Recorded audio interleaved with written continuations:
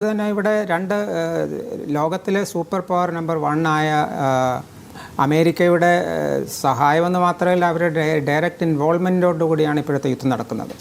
അപ്പോൾ അതിൽ അമേരിക്കൻ പ്രദേശങ്ങളിൽ നിന്ന് ഇതുവരെ പുറത്തു പോകാതിരുന്ന ചില എക്യുപ്മെൻറ്റ്സും പുറത്തേക്ക് വന്നിട്ടുണ്ട്. അതിൽ ഗ്രൗളർ, പിന്നെ റാപ്റ്റർ എന്നുള്ള വളരെ അത്യാധുനിക ജനറേഷൻ 5-ൽ പെടുന്ന ജെറ്റുകൾ വന്നിട്ടുണ്ട്. ഇത് F-35 നേരത്തെ വന്നിട്ടുള്ളതാണ്, അത് ജനറേഷൻ 5-ൽ പെടുന്നതാണ്. അതുകൂടാതെ B-1 എന്നും പറഞ്ഞ ഒരു കാർപ്പറ്റ് ബോംബിംഗ് കേപ്പബിലിറ്റിയുള്ള ഒരു ജെറ്റ് കൂടി വന്നിട്ടുണ്ട്. അതിൽ 34,000 കിലോഗ്രാംസ് അമ്യൂണിഷനാണ് അത് വഹിച്ചുകൊണ്ട് വരുന്നത്. അത് കാർപ്പറ്റ് ബോംബ് ചെയ്യാനുള്ള ക്ഷമതയുണ്ട്. അതുപോലെ തന്നെ സിൽവർ സ്പാരോ എന്ന് പറഞ്ഞ ഉള്ളൊരു മിസൈൽ സിസ്റ്റമാണ് ഈ ഖൊമേനിയുടെ പാലസ് കോംപ്ലക്സിൻ്റെ ഓഫീസ് കോംപ്ലക്സിനെ എതിരായിട്ട് പ്രയോഗിച്ചത്. അത് ആദ്യമായിട്ടാണ് പ്രയോഗിക്കപ്പെടുന്നതെന്നാണ് മനസ്സിലാക്കുന്നത്. അപ്പോൾ ഇതൊക്കെയാണ് പുറത്ത് വന്നിട്ടുള്ള ഇതുവരെയുള്ള കാര്യങ്ങൾ. അതുപോലെ തന്നെ അയൺ ഡോമിന് കഴിഞ്ഞിട്ടുള്ള അയൺ ബീം എന്നുള്ള ഒരു സിസ്റ്റം ഉപയോഗിക്കുന്നുണ്ട് ഇസ്രായേലാകട്ടെ. അതുപോലെ ഇനിയിപ്പോൾ ഏതുവരെ ഇവർക്ക് പിടിച്ചു നിൽക്കാം എന്നുള്ള രീതിയിൽ അതിനെപ്പറ്റി പറയുന്ന ഒരു വേർഡുണ്ട്, ഡീപ്പ് മാഗസീൻ ആർക്കാണുള്ളതെന്ന്. അത് നോക്കുകയാണെങ്കിൽ സൂപ്പർ പവറായ അമേരിക്ക, ട്രംപ് തന്നെ പറഞ്ഞിട്ടുണ്ട്, നമുക്ക് വെപ്പൺ അതുള്ള ഒരിക്കലും ഒരു പ്രശ്നമല്ല എന്നുള്ളത്. പ്രശ്നം ആയിട്ടുള്ളത് ഇസ്രായേലിനാണ്. പക്ഷേ ഇതുപോലുള്ള ഒരു ഓപ്പറേഷൻ വളരെ പ്ലാനിങ്ങോട് കൂടി തന്നെയാണ് ഉണ്ടായിരിക്കുന്നത്. അപ്പോൾ അതിൻ്റെ ഒരു ഭാഗമായ ലോജിസ്റ്റിക് സപ്പോർട്ടും അതിൻ്റെ പ്ലാനും എല്ലാം ഇറ്റ് ഈസ് ഇൻ പ്ലേസ്. പക്ഷേ ഇതിൻ്റെ അമേരിക്കയ്ക്കുള്ള ഒരു ലിമിറ്റേഷൻ ഞാൻ കാണുന്നത് ഈ power projection through naval power, അതിന് കുറച്ച് ലിമിറ്റേഷൻസ് ഉണ്ട്. എന്താണെന്ന് വെച്ചാൽ അവരുടെ 2 എയർക്രാഫ്റ്റ് ടാസ്ക് ഫോഴ്സസ് ആണ് ഉള്ളത്. ഒന്ന് മെഡിറ്ററേനിയനിലുണ്ട്, ജെറാൾഡ് ഫോർഡ്, ഇപ്പുറത്ത് ആണെങ്കിൽ എബ്രഹാം ലിങ്കൺ എന്ന് പറയുന്ന ടാസ്ക് ഫോഴ്സ് എയർക്രാഫ്റ്റ് കാരിയറിൻ്റെ കൂടെയുള്ളതാണ്.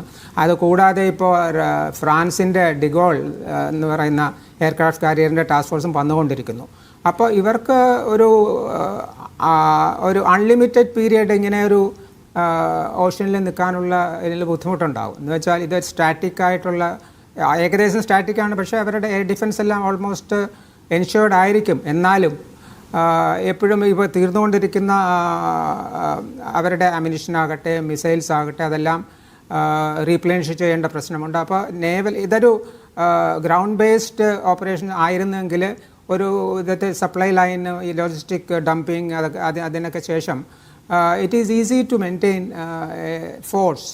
ഈ തരത്തിലുള്ളൊരു ഫോഴ്സ് മെയിൻറ്റെയിൻ ചെയ്യാൻ ഗ്രൗണ്ടിലാണ്, ഓൺ ഗ്രൗണ്ടാണ് അതിനുള്ളൊരു it is easier.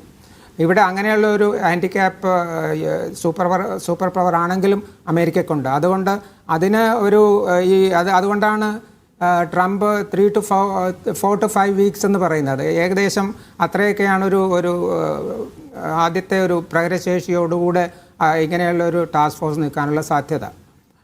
As far as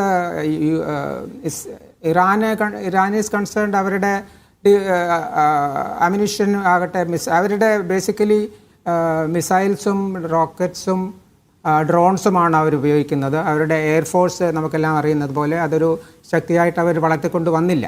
അത് ഒരു വിധത്തിൽ മുന്നോട്ട് നോക്കിക്കൊണ്ടുള്ള ഒരു പ്രവൃത്തി തന്നെയായിരുന്നു. നമ്മുടെ കയ്യിലിരിക്കുന്ന പല എയർക്രാഫ്റ്റുകളും പലരെ അനുബന്ധിച്ച് ഇപ്പോഴത്തെ ഈ ഡ്രോൺ സിസ്റ്റം വന്നതുകൊണ്ട് ഇത്രയും വിലപിടിച്ച ഒരു എയർക്രാഫ്റ്റ് വിട്ട് അതിൻ്റെ റിസ്ക് എടുക്കണോ എന്നുള്ളതൊക്കെയുള്ള, അപ്പോൾ the philosophy of the precision guide അതൊക്കെയാണ് ഇപ്പോൾ നടത്തുകൊണ്ടിരിക്കുന്നത്. അപ്പോൾ അതിങ്ങനെ ഡിപ്ലീറ്റ് ആയിക്കൊണ്ടിരിക്കുകയാണ്. പിന്നെ ഈ യുദ്ധകാലത്തുള്ള കൂടുതൽ പ്രൊഡക്ഷനുള്ള അവരുടെ കേപ്പബിലിറ്റി എന്താണ് എന്ന് അതും ഉണ്ടായിരിക്കും. അപ്പോൾ അതുകൊണ്ട് അവർക്കും ഒരു മാസം വരെയൊക്കെ നിൽക്കാനുള്ള സാധ്യതയുണ്ട്.